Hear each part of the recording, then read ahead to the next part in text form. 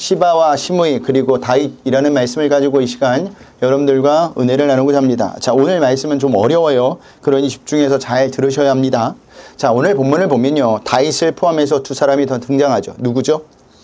시바와 시므입니다. 자, 먼저 무비보셋의 종 시바에 대해서 살펴보겠습니다. 우리 1절을 봅니다. 다 같이 읽겠습니다.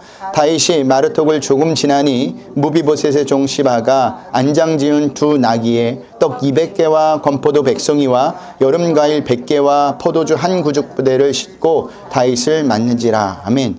다윗이 도망하고 있을 때 무비보셋의 종 시바가 음식을 가지고 다윗에게로 옵니다. 자, 도망하고 있는 다윗의 입장에서 볼 때 떡 200개와 건포도 100송이 그리고 여름과일 100개 포도주 한 가죽 부대는 굉장히 요긴한 겁니다. 하지만 시바가 이렇게 음식을 가져온 것은요, 다윗에게 도움을 주려고 온 것이 아니라 사실은요, 자신의 목적을 이루기 위해서 가져온 거예요. 자, 그 목적은 뭘까요? 자기 주인 무비보셋의 재산을 가로채기 위한 것이었습니다. 자, 그 목적을 이루기 위해서 시바에게는요, 두 가지가 필요했습니다. 첫 번째는 다윗에게 환심을 얻는 것이었고요. 두 번째는 무비보셋이 다윗의 신뢰를 잃어야 하는 것입니다. 그 중에 첫 번째, 다윗의 환심을 얻기 위한 행동이 우리가 방금 읽었던 1절이에요. 네. 그런데 시바의 이러한 전략은요, 사단이 성도인 우리에게 접근할 때 흔히 쓰는 전략이기도 합니다. 자, 사단도요, 우리에게 접근할 때 자신의 본성을 드러나지 않고 선한 모습으로 가정을 하죠. 마치 우리에게 큰 도움이라도 줄 것처럼 자신들을 꾸미는데 사실은 다른 목적에 있습니다. 그 목적은요, 우리를 넘어뜨려 함께 자기와 함께 지옥으로 끌고 가는 것이 그들의 목적이에요. 여러분, 사단은요, 이렇게 뿔 달리고 남들이 다 알아볼 만한 모습으로 오지 않아요. 그럴듯하게 우리에게 도움이 되는 것이냐 온다라는 사실입니다. 근데 그렇게 그럴듯하게 오지만 목적은 우리를 죽이는 데 있다는 사실을 분명히 아셔야 돼요. 그러므로 우리가 사단의 이러한 전략에 당하지 않으려면 늘 영적으로 깨어 있으셔야 합니다. 영적으로 깨어 있지 않으면요, 사단의 이러한 전략에 당할 수밖에 없는 겁니다. 자, 다윗도 덥석 받기에는 의심이 갔던지 시바에게 이렇게 묻죠. 내가 무슨 뜻으로 이것을 가져왔느냐. 그러자 시바는 어떻게 이야기하죠? 2절을 볼까요? 다 같이 읽어보겠습니다. 왕이 시바에게 이르되 내가 무슨 뜻으로 이것을 가져왔느냐 하니 시바가 이르되 나귀는 왕의 가족들이 타게 하고 떡과 과일은 청년들이 먹게 하고 포도주는 들에서 피곤한 자들에게 마시게 하려 함이니이다. 아멘. 무슨 말이냐? 모두 다윗을 위한 것이라고 합니다. 그러나 다윗을 위한 것이 아니라 사실은 자신의 목적을 이루기 위한 다윗의 환심을 얻기 위한 것이었죠. 자, 이에 다윗은요, 의심을 풀고 시바의 주인인 무비보셋에 대해서 묻습니다. 근데요, 이때 시바는요, 이 기회를 놓치지 않고 자신의 욕심을 드러냅니다. 3절입니다. 우리 나같이 읽겠습니다. 시작. 왕이 이르되 내 주인의 아들이 어디 있느냐 하니 시바가 왕께 아뢰되 예루살렘에 있는데 그가 말하기를 이스라엘 족속이 오늘 내 아버지의 나라를 내게 돌리리라 하나이다 하는지라. 아멘. 시바는요, 다윗에게 무비보셋이 이스라엘 족속이 오늘 내 아버지의 나라를 내게 돌리리라고 하였다고 합니다. 쉬운 말로 하면요, 다윗에게 마음이 돌아섰다라는 겁니다. 그런데 시바의 이 말은요, 무비보셋과 다윗 사이를 갈라놓기 위한 거짓말입니다. 자, 사무엘하 19장 24절을 보면요, 다윗이 예루살렘을 떠난 후 무비보셋이 어떻게 지냈는지 모사한 구절이 나와요. 한번 보고 갑니다. 사무엘하 19장 24절을 보겠습니다. 우리 화면에 나와 있는데 우리 다 같이 읽겠습니다. 사울의 손자 무비보셋이 내려와 왕을 맞으니 그는 왕이 떠난 날부터 평안히 돌아오는 날까지 그의 발을 맵지 내지 아니하며 그의 수염을 깎지 아니하며 옷을 빨지 아니하였더라. 아멘. 어떻게 지냈다고요? 발을 맵시 내지 아니하고 그의 수염을 깎지 아니하며 옷을 빨지 아니했다고 하죠. 여기 발을 맵시 내지 아니했다는 말은요, 발톱을 깎지 않거나 발을 씻지 않았다라는 의미입니다. 이 세 가지 모습 중에 일부는요, 죽은 자에 대한 애곡과 관련된 행동이에요. 그러니까 무비보셋은요, 다윗이 예루살렘을 떠난 것을 다윗이 죽은 것만큼이나 슬퍼했다라는 겁니다. 자, 시바의 말과 반대의 모습이었다라는 거죠. 하지만 다윗은요, 시바의 말만 듣고 어떻게 합니까? 어떻게 해요? 무비보셋의 모든 재산을 시바에게 주는 실수를 범합니다. 4절을 보겠습니다. 다 같이 읽겠습니다. 왕이 시바에게 이르되 무비보셋에게 있는 것이 다 내 것이냐 하니라. 시바가 이르되 내가 절하나이다. 내 주 왕이여 내가 왕 앞에서 은혜를 입게 하옵소서 하니라. 아멘. 여기서도 우리는 시바의 거짓말에서 사단의 전략을 볼 수 있어야 합니다. 사단의 전략은요, 하나님이 천지를 창조했을 때부터 시작되었어요. 사단은요, 선악과를 금하신 하나님의 뜻을 왜곡하여 하나님과 인간 사이를 벌어지게 만들어 버렸죠. 그리고 인간으로 하여금 선악과를 따먹게 함으로써 모든 인간을 죄와 사망의 노예로 만들어 버렸습니다. 그런데 사단의 전략은요, 오늘날도 계속되고 있습니다. 사단은요, 사람들에게 접근하여 하나님이 계시지 않는다는 생각을 집어넣고 있습니다. 심어줘요. 그로 인해 사람들은요, 하나님을 찾지 않아요. 또한 성도들이 하나님에 대해 하나님에 관해 터무니없는 거짓말로 시험하고 믿음을 잃어버리게 만든다라는 겁니다. 여러분, 하나님은요, 지금도 살아계셔서 이 세상을 주관하십니다. 그리고 하나님은요, 언제나 어제나 오늘이나 영원토록 우리를 사랑하세요. 우리가 하나님께 실망스러운 모습을 보였을 때도, 하나님의 기준에 도달하지 못하는 모습을 보였을 때도 하나님은 우리를 여전히 어떻게 하신다고요? 사랑하십니다. 우리는 신앙생활하면서 이 진리를 믿으셔야 합니다. 이 진리 안에 진리 위에 확실히 서 있어야 합니다. 왜요? 이 진리 위에 서 있을 때 우리가 신앙생활하면서 어떤 일을 만나더라도 신앙이 흔들리지 않기 때문입니다. 믿음이 흔들리지 않아요. 이 진리 위에 서지 못하면 우리는 항상 근거를 내 자신에게 두기 때문에 나의 행동에 따라 하나님은 나를 사랑하지 않나 봐, 하나님이 나를 이렇게 대우하시나 봐 라는 잘못된 생각을 가질 수 있다는 겁니다. 아닙니다. 하나님의 사랑은 변하지 않아요. 하나님의 사랑은 인간의 사랑과 다릅니다. 이것을 꼭 기억하시길 바랍니다. 자, 그 다음은요, 사울의 친족인 누굴까요? 시므이입니다. 자, 시므이는 예루살렘에서 나와 도망가는 다윗에게 저주를 합니다. 우리 5절서부터 8절을 보겠습니다. 다 같이 읽겠습니다. 시작.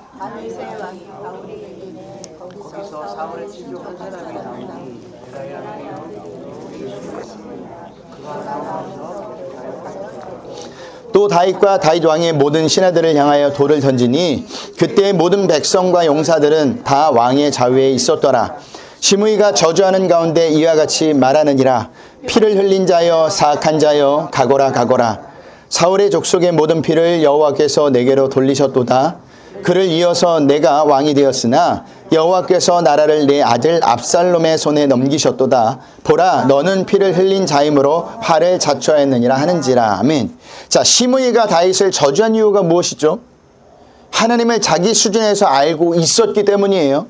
즉, 자기 중심적 사고로 하나님을 생각했다라는 겁니다.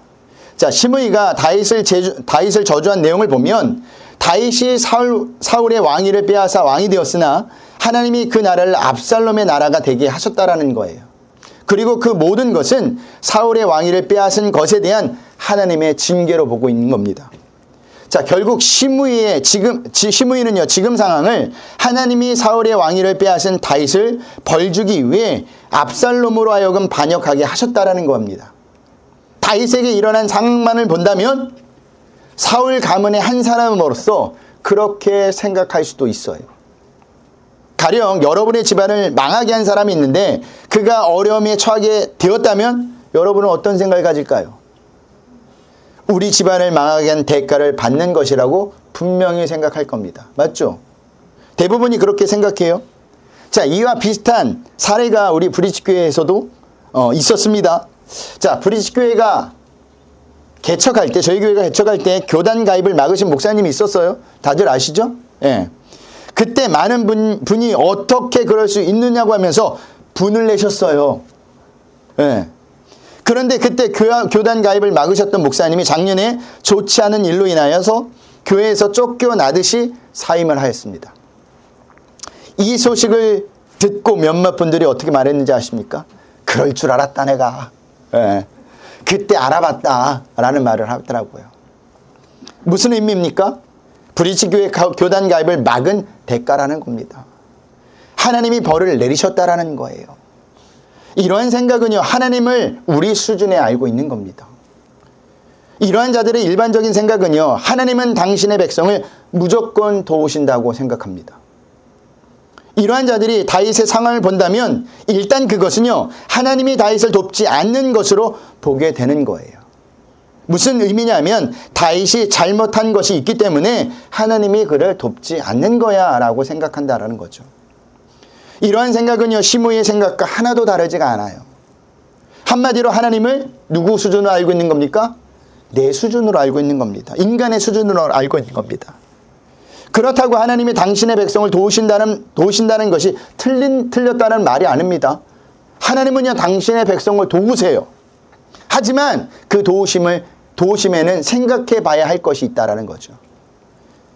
그것은 왜 하나님이 당신의 백성을 도우시는가를 생각해 봐야 되고 그 도우심의 의미가 무엇인가를 생각해 봐야 한다는 겁니다. 왜냐하면 하나님이 당신의 백성을 도우시는 목적은 단순히 당신의 백성이 이 땅에서 편히 잘 살기 위한 목적이 아니라 어디에 있을까요? 구원에 있습니다. 그래서 하나님은요, 당신의 백성이 잘못된 길로 갔을 때 때로는 징계도 하시는 겁니다. 왜 징계하시는 걸까요? 그를 구원하시기 위해서. 잘못된 길로 간 것을 돌이키게 하기 위해서 징계도 하시는 거예요. 그런데 우리의 목적은 어디 있죠? 인간의 목적은 어디 있죠? 구원에 있는 것이 아니라 이 땅에서 편안히 잘 먹고 잘 사는 데 있습니다. 그래서 하나님의 도우심을 어떻게 생각합니까? 우리가 이 세상에서 잘 되는 것에 연관지어 생각하지 우리가 세상에서 안 되는 것에 연관지어 생각하지 않아요. 그렇게 볼 때 시므이의 입장에서 다윗이 처한 상황은 분명 하나님이 다윗과 함께 하신다거나 돕고 계시는 것으로 보이지 않았던 겁니다. 오히려 하나님이 다윗을 벌 주시는 것으로 보였을 거예요. 우리가 봐도 다윗의 상황은 어때요? 어둠이고 불행이며 잘 되는 것과는 거리가 한참 멀어 보이죠. 하지만 다윗의 상황은요, 하나님이 당신의 백성으로 만들기 위한 하나님의 계획이고 간섭이에요. 그런데도 시므이는요, 하나님이 하신 일을 자기 수준에서 해석해버린 겁니다. 왜 이렇게 생각한 것일까? 방금 말씀드렸듯이 하나님의 도우심을 무조건 나를 무조건 돕는 하나님의 도우심으로 생각했기 때문이죠. 그래서 모든 상황을 자신에게 유리하게 깨맞추어 생각한 겁니다. 어디까지나 하나님은 누구의 편인 거예요? 내 편이라는 겁니다. 우리도 이런 실수를 범할 수가 있어요. 우리도 이렇게 생각할 수 있다는 겁니다. 그런데 더 큰 문제는요, 이러한 해석이 많은 사람에게 먹힌다라는 거예요. 가령 이런 겁니다. 어떤 성도가 목사인 저를 헐뜯고 욕했는데 그 다음날 교통사고가 났어요. 네.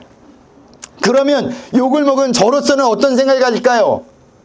사고당한 원인이 자신을 욕한 것이기 때문에 라고 생각할 겁니다. 그러면 자연스럽게 제가 어떤 설교를 하죠? 하나님의 일을 하는 자를 욕하면 징계를 받는다는 설교를 하겠죠.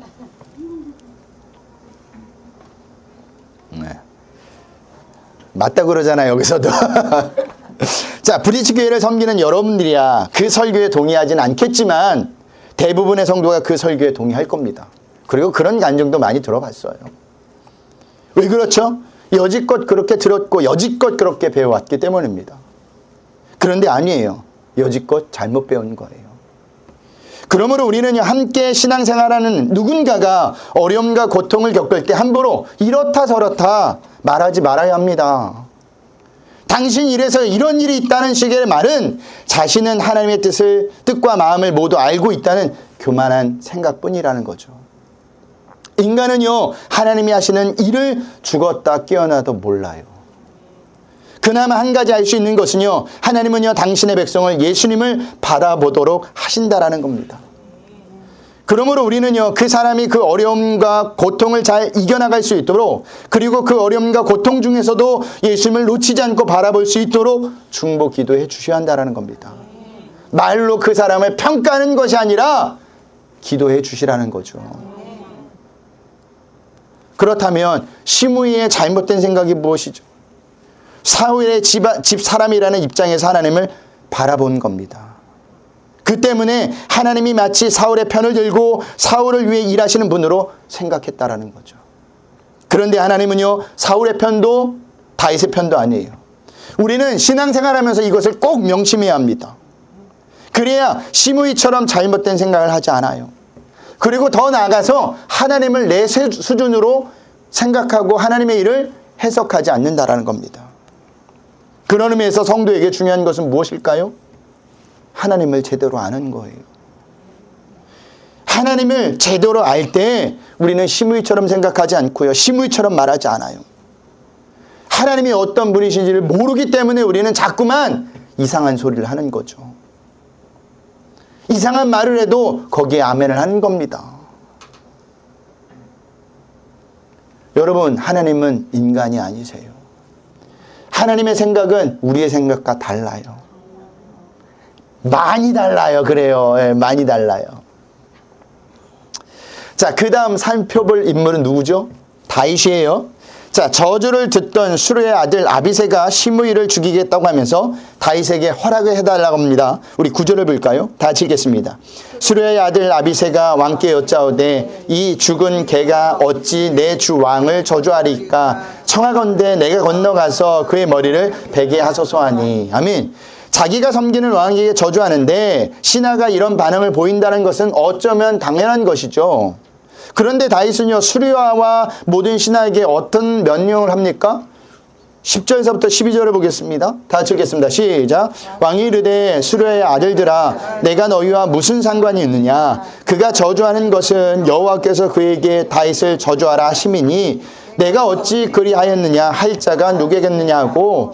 또 다윗이 아비새와 모든 신하들에게 이르되 내 몸에서 난 아들도 내 생명을 해하려 하거든 하물며 이 베냐민 사람이랴.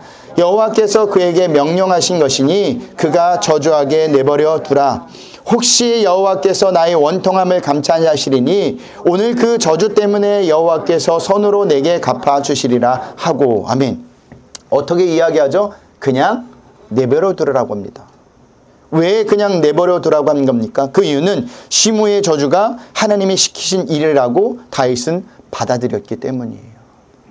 그러니 그것에 대해서 아무도 따지지 못한다라는 겁니다. 그리고 다윗은요, 자신이 볼 때도 밧세바를 범하고 자신의 죄를 감추기 위해 밧세바의 남편인 우리아를 죽였으니 자신은 저주받아 마땅히 죽어야 할 자로 본 겁니다. 그런데 다윗만 저주받아 마땅히 죽어야 할 자입니까? 아니죠. 우리도 저주받아 마땅히 죽어야 할 자입니다. 그런데도 죽지 않고 이렇게 살아가고 있는 것은요, 하나님의 전적인 은혜, 예수님의 십자가의 은혜가 부어져 살아가고 있는 겁니다. 하지만 많은 이들이 이렇게 생각하지 않아요. 그러면 어떻게 생각하죠? 오히려 복을 받을 존재로 생각해요. 그래서 성경에 복에 대한 기록이 나온 어떤 장을 굉장히 좋아해요. 어떤 장일까요? 어떤 장일까요? 힌트를 주겠습니다. 신명기입니다. 신명기 28장을 굉장히 좋아합니다. 왜 좋아해요? 자신이 받게 될 복이라고 생각하기 때문이에요. 자, 어떤 복인지 한번 볼까요? 우리 신명기 28장 2절에서 6절입니다. 우리 화면에 나는데 다 같이 읽겠습니다. 시작.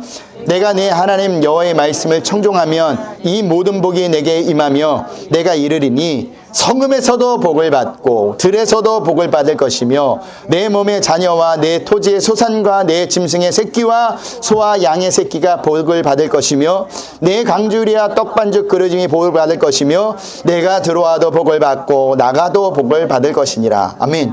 자, 이런 복을 우리가 받는다면 얼마나 좋겠습니까? 감사합니다. 네. 성읍에서도 복을 받고 들에서도 복을 받고 들어와도 복을 받고 나가도 복을 받고 생각만 해도 너무 좋죠.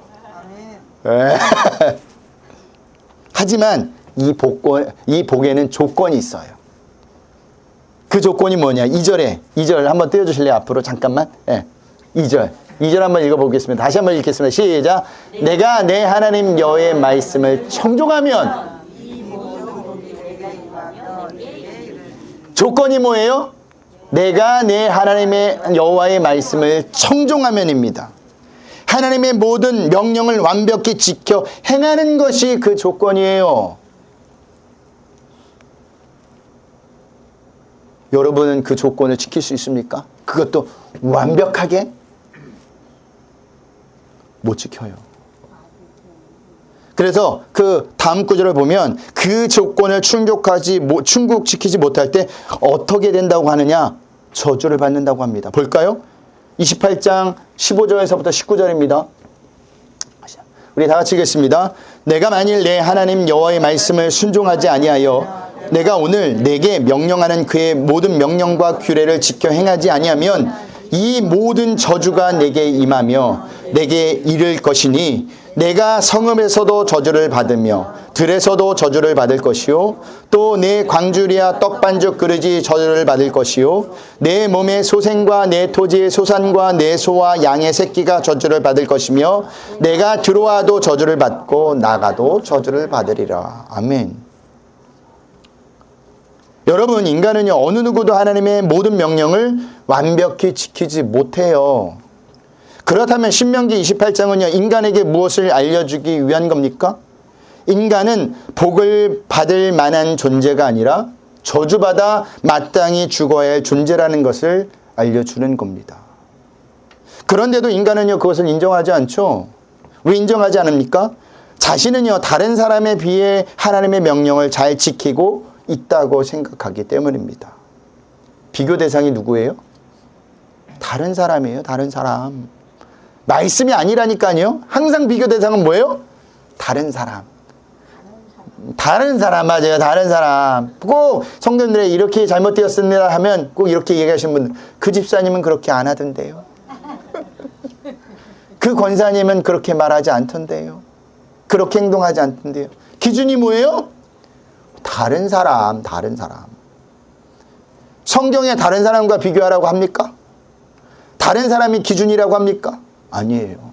항상 기준은 하나님의 말씀입니다. 하나님의 모든 명령을 완벽히 지켜야 복을 받을 만한 존재는 없어요.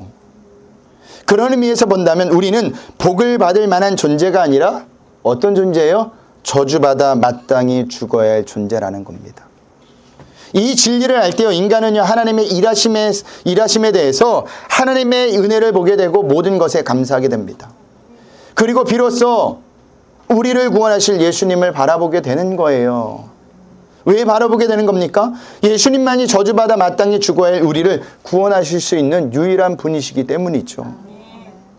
그러므로 우리는요 신앙생활하는 내내 내 하나님이 누구신지 인간이 어떤 존재를 아는 것이 무엇보다 중요해요. 그래야 인간은요 교만하지 않아요. 겸손하게 하나님이 하시는 모든 일을 다윗처럼 은혜로 받아들이게 된다는 사실입니다. 하나님이 나에게 힘든가 어려움을 준다 할지라도 그게 하나님의 선이시라면 내가 그게 받겠습니다 라는 고백을 할 수 있게 된다는 거죠. 이것이 바로 서지 않으면요 우리는 어떤 일을 당하든 누구를 원망할까요? 하나님을 원망해요. 하나님이 나에게 이런 일을 주신 일을 생각지도 않고 무조건 내 기준에서 내가 잘 되는 것, 세상에서 잘 사는 것, 잘 먹고 잘 사는 것을 연관지어 생각하기 때문에 원망밖에 나오지 않는다라는 겁니다. 여러분 긴 안목으로 보면요 우리 인생에서 안 되는 것이 복이 될 때가 많아요. 우리 새벽예배 나오시는 분이 그런 이야기를 하더라고요. 안 계신데 좀 죄송하지만 그분이 YCT에 사시는데 계획이 있었대요. 무슨 계획이냐? YCT에 상가를 2개를 얻어서 아들들에게 그 상가를 나눠줘서 함께 사는 것이 계획이었대요. 아들들이 좀 이렇게 공부도 잘하고 그래서 뭐 그 병원 쪽이랑 같은 일하는 거니까 비전이 있었나 봐요. 그런데 그날 그분이 추첨하는 날 그것을 이렇게 뭘 넣어야 되는 날을 까먹은 거예요. 그래서 그냥 지나가 버렸어요. 그러니까 분양이 안 된 거겠죠? 근데 그 집사님이 누구를 원망했을까요? 하나님을 원망했어요. 자기가 분명히 까먹어 놓고 왜 하나님 나를 그거 생각나게 하지 않았냐고 그렇게 하나님을 원망하고 심지어는 그 YCT 그 뭐 본사인가 어디 찾아가서 이거 나 해결해달라고 사정까지 했대요. 근데 안 됐다고 이야기를 하더라고요. 근데 그분이 새벽 예배 나오시면서 하실 말씀이 뭔지 아세요? 그거 됐으면 아주 속 엄청 썩었을 거라고. 목사님 보세요. 이 상가 다 죽어가지고 네, 그거 됐으면 나 큰일 났을 거라고. 그래서 오히려 요즘은 하나님께 감사한다고 이야기를 하더라고요. 인간은 항상 뭐만 봐요? 내 눈앞에 있는 것만 봐서 하나님의 계획하심을 모릅니다. 이게 인간이라는 겁니다. 그러니까 하나님은 우리에게 좋은 것을 주시는 분입니다. 그것이 나에게 힘듦이고 어려움이고 또한 고통과 고난일 수 있지만 주셨다면 분명한 이유가 있는 거예요. 그러니 모든 것에 감사할 수 있길 바랍니다. 다윗은 이것을 알았기 때문에 그냥 내버려 두라고 한 겁니다. 자, 말씀을 마치겠습니다. 제가 오늘 세 가지를 말씀드렸죠. 첫 번째, 시바가 다윗에게 음식을 가져온 것은요, 다윗을 위한 것이 아니라 사실은 자기의 목적을 이루기 위함이었다라는 거죠. 이것이 사단이 우리에게 쓰는 전략입니다. 우리에게 필요한 것을 주는 것처럼 보이지만 사실은 우리를 하나님과 갈라놓기 위한 전략이에요. 그렇기 때문에 우리는 늘 영적으로 깨어 있으셔서 잘 분별하셔야 합니다. 두 번째는요, 시므이가 다윗을 저주한 것은요, 하나님을 자기 수준으로 해석했기 때문이에요. 하나님을 제대로 알지 못하면 우리도 하나님을 우리 수준으로 해석할 수밖에 없어요. 그러므로 하나님이 어떤 분인지를 제대로 아는 것이 무엇보다 중요해요. 그래야 하나님이 하신 일을 우리의 수준으로 해석하지 않고 오히려 더 인내하며 감사할 수 있게 되는 겁니다. 세 번째는요, 다윗은 시므이의 저주를 하나님이 시키신 일로 받아들여 모든 신하에게 시므이를 그냥 내버려 두라고 했다라는 거죠. 왜 이렇게 했다고 했죠? 자신이 하나님 앞에서 저주받아 마땅히 죽어야 할 존재를 알았기 때문입니다. 자신이 어떤 존재를 알 때 인간은요, 비로소 하나님의 일하심에 하나님의 은혜를 보게 되고 모든 것에 감사할 수 있게 되는 겁니다. 여러분들에게 늘 말씀에 집중하라는, 말씀을 집중하고 가까이 하라는 이유가 여기 있습니다. 말씀은 늘 하나님이 누구신지, 인간이 무엇인지, 인간이 어떻게 구원을 받는지를 알려주고 있습니다. 그러므로 한 주간도 우리는요, 하나님이 어떤 분인지, 그리고 인간인 내가 어떤 존재를 아는 것이 더욱더 하나님 앞에 신앙생활 한 걸음 한 걸음 전진하게 되는 겁니다. 그러니 말씀을 가까이 하세요. 그리고 하나님을 더욱더 오늘보다 내일 더 알아가세요. 그리고 내가 어떤 존재인지를 분명히 깨달으시길 바랍니다. 그럴 때 남도 사랑할 수가 있게 되는 거예요. 남도 이해할 수 있게 되는 겁니다.